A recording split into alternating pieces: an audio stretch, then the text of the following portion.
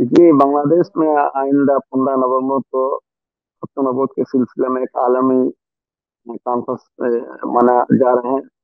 तो बांग्लादेश में एक कादियानी जो है अकीदे खत्म नबूत के दुश्मन हैं।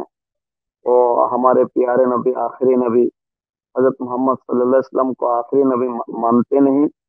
वो मिर्जा गुलाम अहमद को नबी मानते हैं। तो बांग्लादेश के उलमा इकराम आवाम दिलदार तबके बांग्लादेश बनने के बाद से उनके खिलाफ आवाज उठा रही है कि उनको गैर मुस्लिम अकलियत करार दी जाए।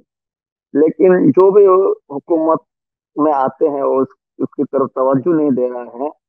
तो इस साल 15 नवंबर को बांग्लादेश के खत्म नबूत के सिलसिले में जितने तंजीमें हैं सब मिलकर इज्तिमाई तौर पर एक आलमी खत्म नबूत कॉन्फ्रेंस मना रहे हैं।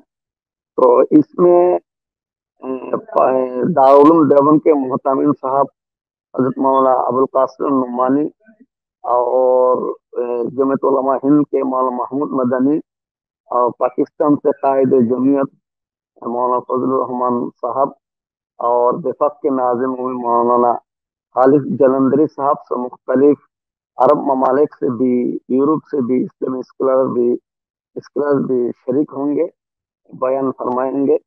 और इस सिलसिले में यहाँ के उलमा किराम और जिम्मेदारान हजरत पूरे बांग्लादेश सफर कर रहे हैं।